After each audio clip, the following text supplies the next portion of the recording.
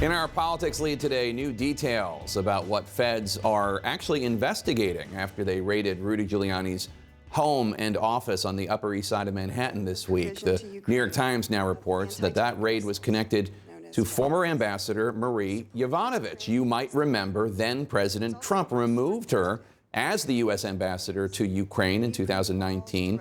And as she testified in the impeachment inquiry, Trump was on Twitter attacking her at that very moment, according to the New York Times. In the midst of a Giuliani and a bunch of shady characters trying to dig up dirt on the Bidens, Giuliani wanted her fired. But at whose direction? Former President Trump? Ukrainian officials? Was Giuliani trying to play both sides? The feds are going to great lengths to answer that key question, as CNN's Jessica Schneider now reports. New details about the investigation into Rudy Giuliani and what exactly investigators are searching for. The New York Times now reports at least one of the search warrants served Wednesday sought information related to the former ambassador to Ukraine, Marie Yovanovitch. The same Marie Yovanovitch former President Trump fired in April 2019 and who testified as a witness in his first impeachment trial. Our Ukraine policy has been thrown into disarray.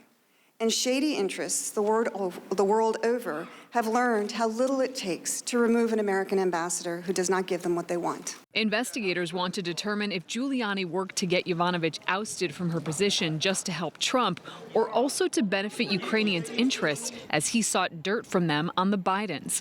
It's all part of the long-running criminal investigation into Giuliani and an inquiry into whether he worked as an unregistered foreign agent for Ukraine, while also serving as President Trump's personal attorney. Federal agents served a search warrant on his apartment and office Wednesday, seizing several electronic devices. Well, about 6 o'clock in the morning, there was a big bang, bang, bang on the door, and outside were seven FBI agents with a warrant for electronics. I've offered to give these to the government and talk it over with the government for 2 years. I don't know why they have to do this.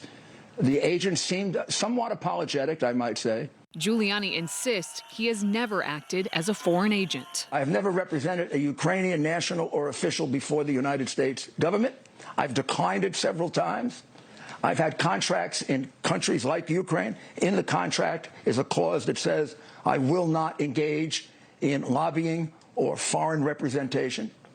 I don't do it because I felt it would be too compromising. Giuliani was a prominent figure on the 2020 campaign trail for Trump and repeatedly floated false information about the Bidens' ties to Ukraine.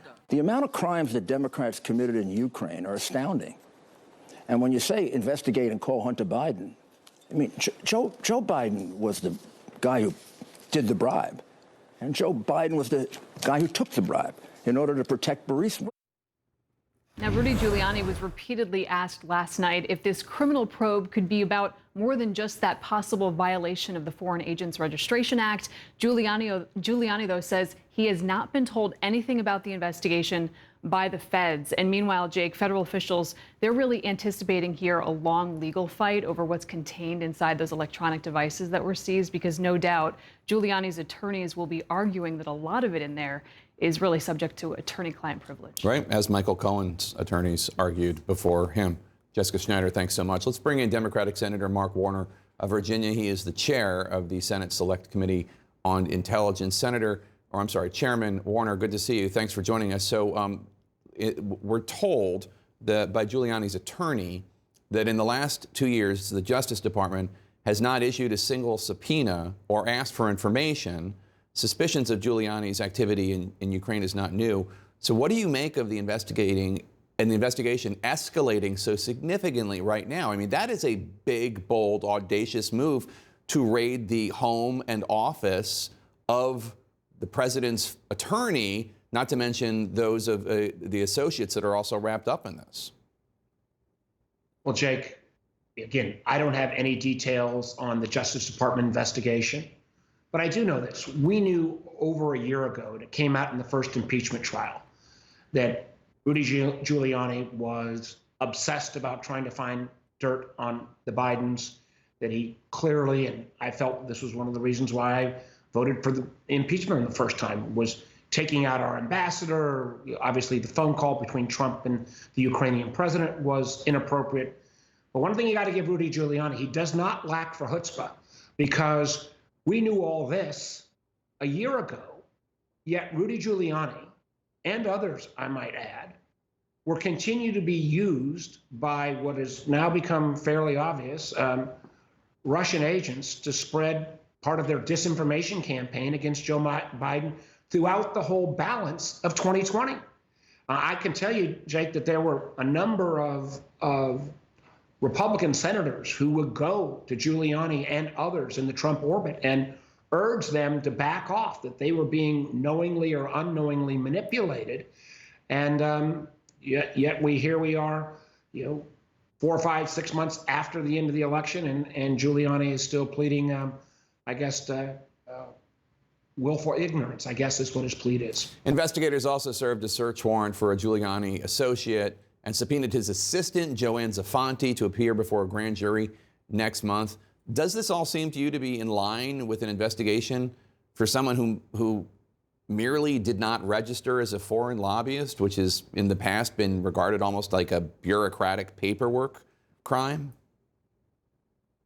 Jake, again, I'm not going to pass legal judgment on what the Justice Department's doing, but you said at the outset of our conversation that the Justice Department having this kind of raid on somebody as prominent as Rudy Giuliani, somebody who'd been a former U.S. attorney, somebody who'd been acting as Donald Trump's lawyer, I think they would have to hit a pretty high bar of certainty to take that action.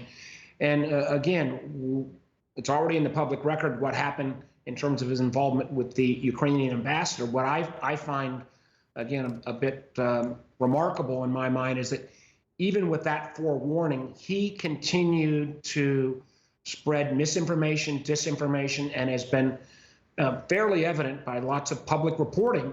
A lot of that misinformation and disinformation was the product of a Russian disinformation and misinformation campaign perpetrated by agents of Russia through Ukrainian fronts.